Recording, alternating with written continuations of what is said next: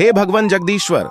जैसे पिता आदि विद्वान और राजा छोटे छोटे अल्पबुद्धि उन्मत्त बालकों पर करुणा, न्याय और शिक्षा करते हैं, वैसे ही आप भी प्रतिदिन हमारे न्याय, करुणा और शिक्षा करने वाले हों। ईश्वर उपदेश करता है कि हे मनुष्यों, जो अल्पबुद्धि अज्ञानी जन अपनी अज्ञानता से तुम्हारा अपराध करें, तुम उसको दंड ही देने को मत प्रवृत्त, और वैसे ही जो अपराध करके लज्जित हो, अर्थात तुमसे क्षमा करवावे, तो उस पर क्रोध मत छोड़ दो, किंतु उसका अपराध सहो और उसको यथावत दंड भी दो। हे भगवन जगदीश्वर, जैसे रथ के स्वामी का भृत्य घोड़े को चारों ओर से बांधता है, वैसे ही हम लोग आपका जो वेदोक्त ज्ञान है उसको अपनी बुद्धि के अनुसार मन में दृढ़ करते हैं। जैसे उड्ढाए हुए पक्षी दूर जाके बसते हैं, वैसे ही क्रोधी मुझसे दूर बसें और मैं भी उनसे दूर बसूं, जिससे हमारा उल्टा स्वभाव और धर्म की हानि कभी न होवे। मनुष्यों को परमेश्वर की आज्ञा का यथावत पालन करके सब सुख और चक्रवर्ती राज्य न्याय के साथ सदा सेवन करने चाहिए। जैसे अति हर्ष करने वाले बाजे बजाने में अति कुशल दो पुरुष बाजों को लेकर चलाकर बजाते हैं, वैसे ही सिद्ध किए विद्या के धारण करने वाले मनुष्य से होम हुए पदार्थों को सूर्य और वायु चालन करके धारण करते हैं। जो ईश्वर ने वेदों में अंतरिक्ष, भू और समुद्र में जाने आने वाले यानों की विद्या का उपदेश किया है, उनको सिद्ध करने को जो पूर्ण विद्या, शिक्षा और हस्त क्रियाओं के कला कौशल में कुशल मनुष्य होता है, वही बनाने में समर्थ हो सकता है। जैसे परमेश्वर सर्वज्ञ होने से सब लोक व काल की व्यवस्था को जानता है, वैसे मनुष्यों को सब लोक तथा काल के महिमा की व्यवस्था को जानकर इसको एक क्षण भी व्यर्थ नहीं खोना चाहिए। जो मनुष्य अग्नि आदि पदार्थों में परिमाण व गुणों से बद्धा सब मूर्ति वाले पदार्थों का धारण करने वाला वायु है, उसका कारण अर्थात उत्पत्ति और जाने आने के मार्ग, और जो उसमें स्थूल व सूक्ष्म पदार्थ ठहरे हैं, उनको भी यथार्थता से जान इनसे अनेक कार्य सिद्ध करा के सब प्रयोजनों को सिद्ध कर लेता है। वह विद्वानों में गणनीय विद्वान होता है। जैसे परमेश्वर सब प्राणियों का उत्तम राजा है, वैसे जो ईश्वर की आज्ञा में वृत्तमान धार्मिक शरीर और बुद्धि बलयुक्त मनुष्य हैं, वे ही उत्तम राज्य करने योग्य होते हैं। जिस प्रकार ईश्वर सब जगह व्याप्त और सर्वशक्तिमान होने से सृष्टि रचनादि रूपी कर्म और जीवों के तीनों कालों के कर्मों को जानकर इनको उन कर्मों के अनुसार फल देने को योग्य है, इसी प्रकार जो विद्वान मनुष्य पहले हो गए, उनके कर्मों और आगे अनुष्ठान करने योग्य कर्मों के करने में युक्त होता है,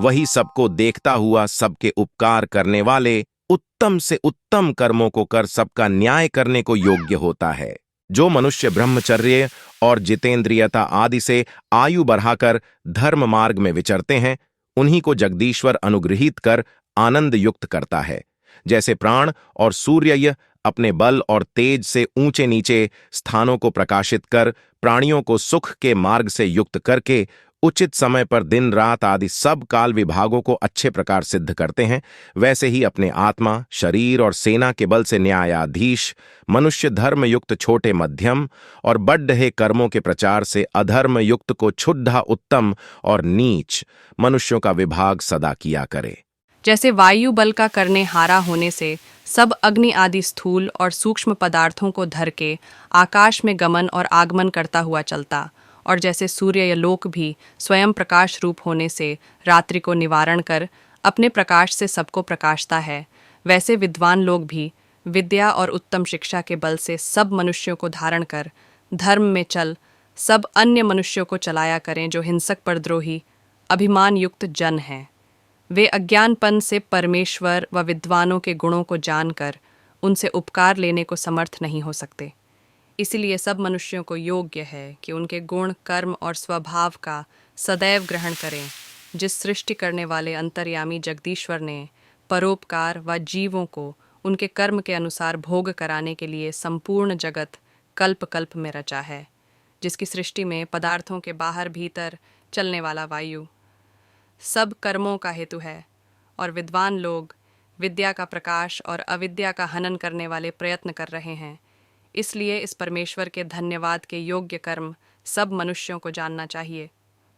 मनुष्यों को ऐसा निश्चय करना चाहिए कि जैसे गौ आदि पशु अपने अपने वेग के अनुसार दौड़ ढाते हुए चाहे हुए स्थान को पहुंचकर थक जाते हैं, वैसे ही मनुष्य अपनी अपनी बुद्धि बल के अनुसार परमेश्वर, वायु और सूर्य आदि पदार्थों के गुणों को जानकर थक जाते हैं। किसी मनुष्य की बुद्धि व शरीर का वेग ऐसा नहीं हो सकता कि जिसका अंत न हो सके। जैसे पक्षी अपने अपने बल के अनुसार आकाश को जाते हुए आकाश का पार कोई भी नहीं पाता, इसी प्रकार कोई मनुष्य विद्या विषय के अंत को प्राप्त होने को समर्थ नहीं हो सकता है। जैसे यज्ञ कराने और करने वाले प्रीति के साथ मिलकर यज्ञ को सिद्ध कर पूर्ण करते हैं, वैसे ही गुरु शिष्य मिलकर सब विद्याओं का प्रकाश करें।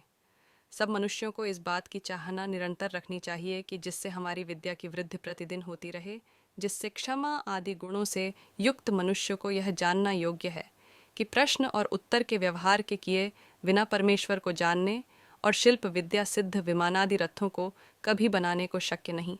और जो उनमें गुण हैं वे भी इससे इनके विज्ञान होने के लिए सदैव प्रयत्न करना चाहिए। जैसे परमात्मा जो उपासकों द्वारा निश्चय करके सत्य भाव और प्रेम के साथ की हुई स्तुतियों को अपने सर्वज्ञप्न से यथावत सुनकर उनके अनुकूल स्तुति करने वालों को सुख देता है, वैसे विद्वान लोग भी धार्मिक मनुष्यों की योग्य प्रशंसा को सुन सुखयुक्त किया करें। जैसे परब्रह्म ने इस सब संसार के दो भेद किए हैं, एक प्रकाश वाला सूर्य या आदि और दूसरा प्रकाश रहित पृथ्वी आदि लोक,